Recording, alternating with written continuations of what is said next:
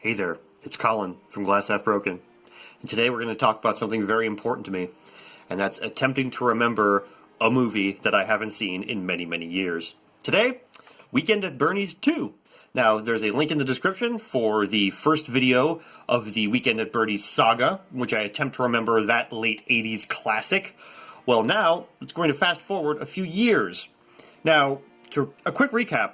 Weekend at Bernie's 1 was all about two guys going to their boss's beach house for the weekend, and it turns out he's dead, and because of a MacGuffin, some kind of agreement, I don't exactly remember what it was, but there was a reason that they had to pretend that he was alive, or at least, let people know, make it seem like he's alive for the weekend. That reason, kudos to the writers for coming up with a dumb reason to flaunt a corpse around as if it's alive. But, alright, so now, you would think that with a plot like that, you really can't do a sequel. Like, you can't just do that again, especially with the same corpse. But they did.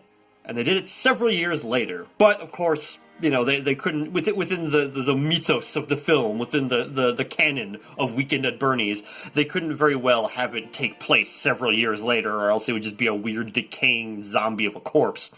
So instead, it does take place like the next day, or something like that, even though several years have passed between the two films. Now, alright, so we got John and Andy, Jonathan Silverman and Andy McCarthy. I don't remember their characters' names, but we're just going to go ahead and call them John and Andy. They go to the morgue, and I believe they have to like identify the body or something like that. So they go to the morgue, and it's like out where it shouldn't be or something like that, where it was just like I remember there's like a scene where John's just like, what are they doing over here? And Andy's just like, well, they gotta dress him up for like the funeral or whatever. I don't remember what Andy McCarthy sounds like. It's been many years since I've seen him in a film.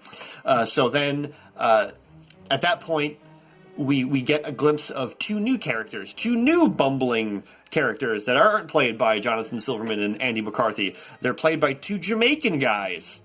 And I believe they're Jamaican, and they have that stereotypical accent of like, hey man, what, that whole thing. And so they've been hired to steal the body, steal Bernie, and put him through this voodoo ritual to bring him back to life. So this is an actual thing. This is I guess when you're tasked with making a sequel to Weekend at Bernie's, I guess all logic goes out the door. They're like, all right, well, we're already making a sequel to this crazy film that you really can't make a sequel to. Let's go nuts. So they've been tasked to put him through this voodoo ritual to bring him back to life because Bernie knows the location of hidden treasure. So they steal the corpse. And somehow, I really don't remember how Andy and John get involved with this whole thing, but at some point, they have to be the ones to lead Bernie to the treasure. Once again, I forget how this happens, and then there's another girl involved. I forget if it's the girl from the first film that is the love interest of Jonathan Silverman. May have been a completely different girl. So here's the thing, the voodoo ritual consists of several different ingredients, one of which is a chicken, a live chicken that must be sacrificed, I think. And here's the thing, you see these two Jamaican guys, they're bumbling, they're just like the Jamaican versions of John and Andy. They're just these crazy guys. The chicken gets away. Now, they're in the middle of a big city, so you can't really just find a live chicken anywhere, but there's plenty of pigeons around. So they steal a pigeon and use that in the voodoo ritual instead of the chicken. So here's the thing, it's the voodoo ritual only kind of half works. Bernie isn't brought back to life completely. So in order for them to find the treasure, they have to play music. And then whenever anybody plays music, Bernie just gets up. And he doesn't talk, he has no really intelligence, I guess he's just a weird zombie at this point, and he just starts dancing. He just starts, dancing in a way that only a corpse can. He's just like, And he just starts dancing. And the thing is, though, is he starts dancing towards the treasure. So when you put some music on, he's just going to start dancing in a direction, and that's the direction of the treasure. So what they need to do, so with John and Andy, and like at some point the Jamaican guys just kind of like exit the film, I believe, and then all of a sudden it's up to John and Andy to bring him to the treasure for reasons I do not remember, but I guess that's not really the point of the film. The point of the film is wacky hijinks.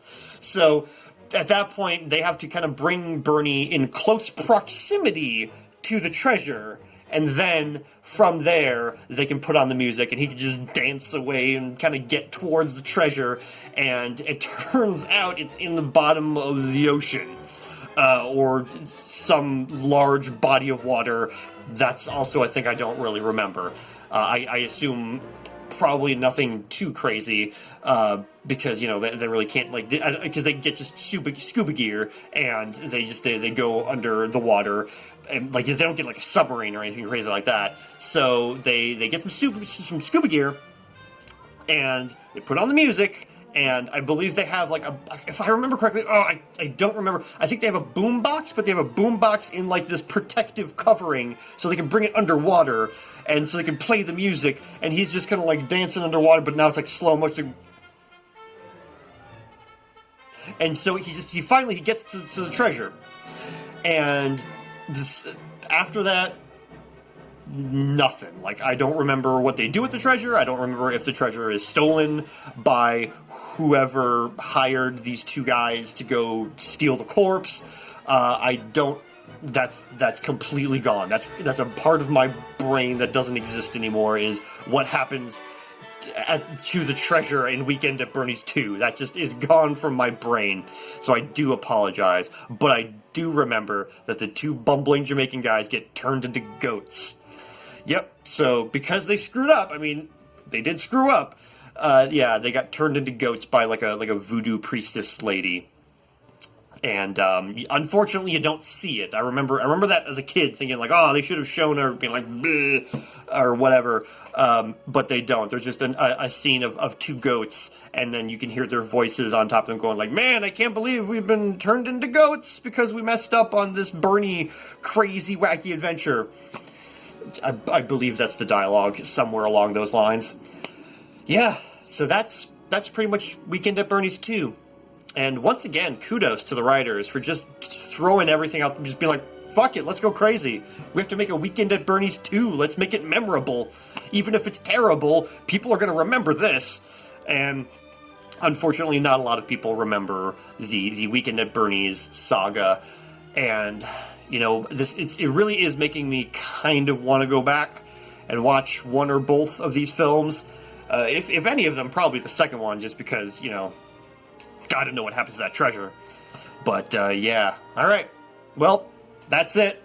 It's Weekend at Bernie's 2. Don't forget to like the video, subscribe to the channel for more zaniness, and I will see you guys later.